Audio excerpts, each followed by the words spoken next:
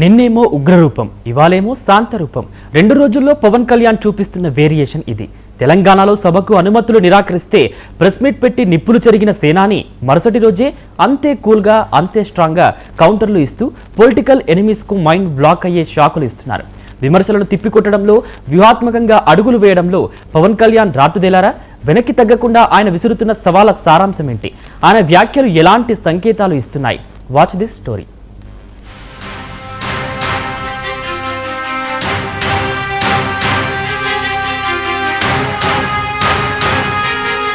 పవన్ కళ్యాణ్ రాజకీయ ప్రస్థానం పూలపాన్ పేమీ కాదు.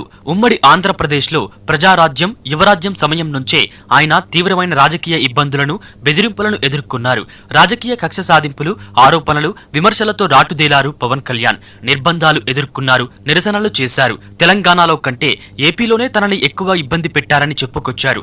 మరోవైపు తెలంగాణ సమాజంతో పవన్ కళ్యాణ్ కు విడదీయరాని బంధం ఉంది. జనసేన పార్టీని ఆయన తెలంగాణ గడ్డ మీదే ప్రకటించారు. ఇక్కడి ఆత్మగౌరవాన్ని తరచూ ప్రస్తావిస్తూ తెలంగాణను చూసి ఏపీ నేర్చుకోవాలంటూ అనేక సందర్భాల్లో ప్రశంసించారు. అలాగే తెలంగాణ కోసం పవన్ చేసిన మంచి పనులు అనేకం ఉన్నాయి.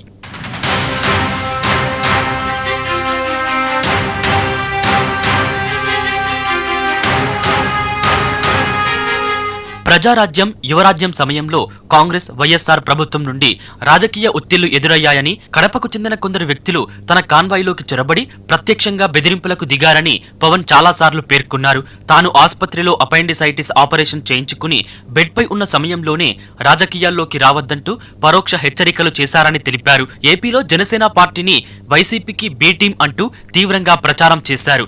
రాజధాని ప్రాంతమైన అమరావతి పర్యటనకు వెళ్లకుండా ఇనుప కంచెలతో పవన్ ను నిర్బంధించారు. జనసేన ఆవిర్భావ సభకు స్థలం దొరకకుండా నాటి అధికార యంత్రాంగం తీవ్ర ఇబ్బందులకు గురిచేసింది. ఆ తర్వాత ఇప్పటం రైతులు తమ భూముల్లో సభ పెట్టుకోమని పవన్ కు అండగా నిలవడం జరిగింది.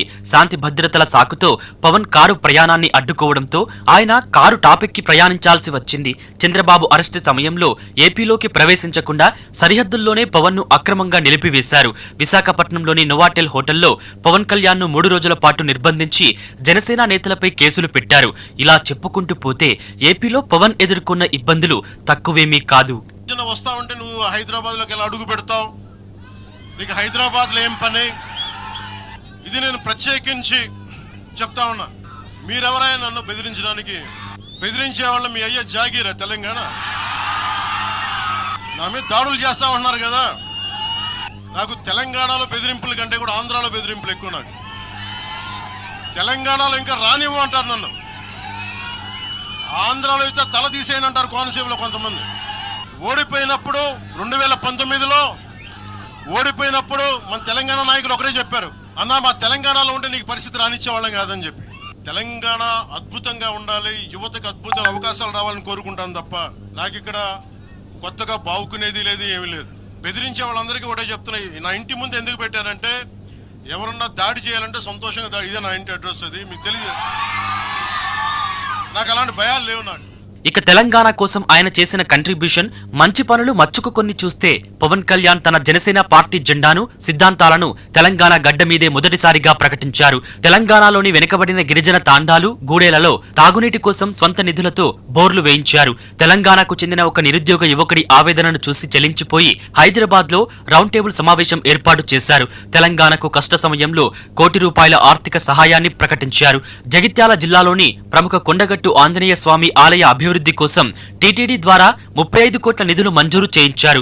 గద్దరన్న అనారోగ్యం, ప్రయాణ ఇబ్బందులను చూసి కేవలం 2 రోజుల్లోనే కారును కొనిచ్చారు. తెలంగాణ ఉద్యమ స్ఫూర్తిని, ఇక్కడి ప్రజల పోరాట పటిమను ఎల్లప్పుడూ ప్రస్తావిస్తూ వచ్చారు. తెలంగాణలో కులాల కంటే ప్రాంతీయతకు, ఆత్మగౌరవానికి ప్రాధాన్యత ఇస్తారని, ఇక్కడి సంస్కృతిని చూసి ఏపీ నేర్చుకోవాలన్నారు. రాజకీయాల్లో ఆయన ఎంచుకున్న వస్త్రాధరణ, చేనేత తెలంగాణ అంటే తనకు నిజమైన ప్రేమ అని ఎప్పటి నుండో చెప్తూ వస్తున్నారు.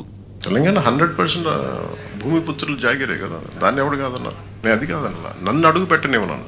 తెలంగాణ భారతదేశంలో అంతర్భాగం కదా. నువ్వు రాకూడదు, ఇక్కడ హాస్పిటల్ ఆపరేషన్ చేయించుకుంటూ ఒక్కళ్ళు మాట్లాడచ్చు, 10 మంది మాట్లాడచ్చు. కానీ గద్దర్ గారు ఎప్పుడు ఇలా మాట్లాడలేదు. మా అజయ్ కుమార్ గద్దర్ గారి శిష్యులే కదా.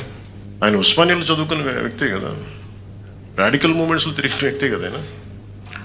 ఇది మేబీ వాళ్ళు ఏదైనా చూడకుండా ఏదైనా పొరపాటు అనున్నారు. నాకు వాళ్ళు బాగా తెలుసు కదా, వాళ్ళ కుటుంబం కూడా. సరిగ్గా అర్థం చేసుకోలేకుండా మాట్లాడుండొచ్చు, అంతకుమించి ఇంకేమన్నా. వాళ్ళంటే నాకు అందరికి చాలా ఇష్టం. నాకు మొత్తానికి పవన్ కళ్యాణ్ చేసిన ఈ వ్యాఖ్యలు ఇప్పుడు 2 తెలుగు రాష్ట్రాల్లోనూ హాట్ టాపిక్ గా మారాయి. రాజకీయంగా ఏపీలో తాను పడ్డ ఇబ్బందులను గుర్తు చేస్తూనే తెలంగాణ సమాజంపై తనకున్న ప్రత్యేక అభిమానాన్ని చాటుకున్నారాయన.